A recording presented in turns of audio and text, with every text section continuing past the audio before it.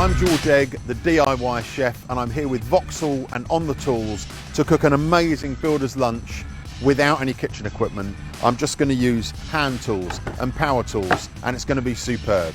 Let's do it. We are in the Midlands today, hence doing the curry kebab, the kebab, and I'm going to cook a hot lunch for a group of builders there. So let's get started. Are you hungry? What I've got, we're going to start by toasting some spices.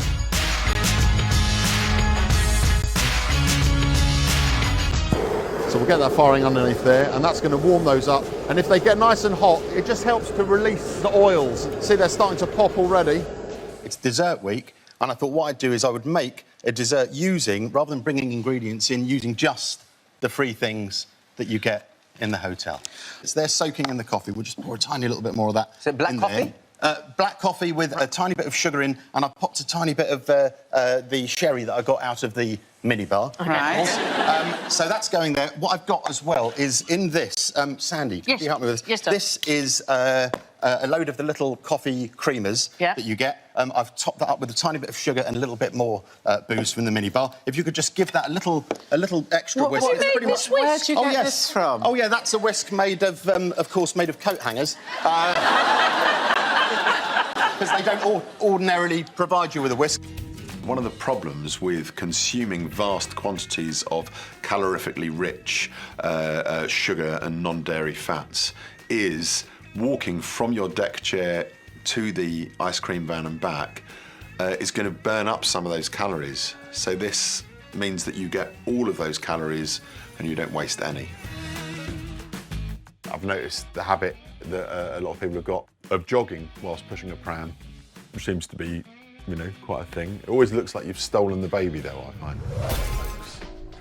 It's the BBC Food and Farming Awards this evening, and I'm going to do a little demonstration of how to cook on the train. Now, I've noticed these days that a lot of trains have got plug sockets on them. So what I do is I get onto the train, I secure myself a table, I get out my laptop.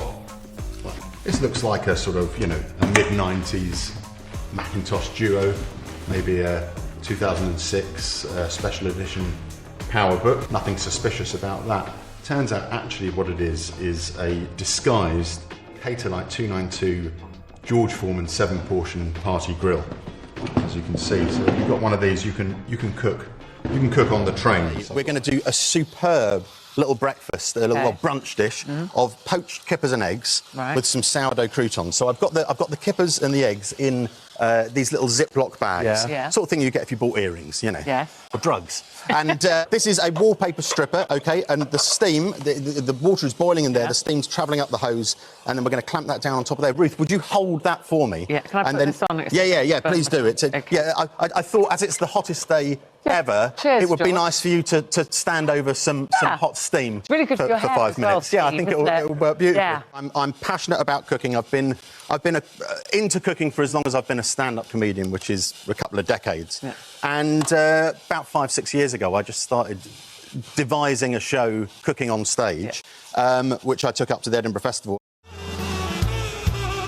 The Pro Mouse is the one with the hollow acrylic shell. You remember that? So what I've done with mine is I've removed that very carefully. I've drilled 9 holes in the end. I've filled it up with a mixture of smoked sea salt and black pepper, and then you can just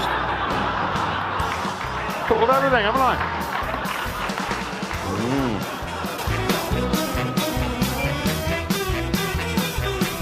Oh, there we go. That's this is the bit, ladies and gentlemen. This is the bit of the show where we all get in the paper tomorrow.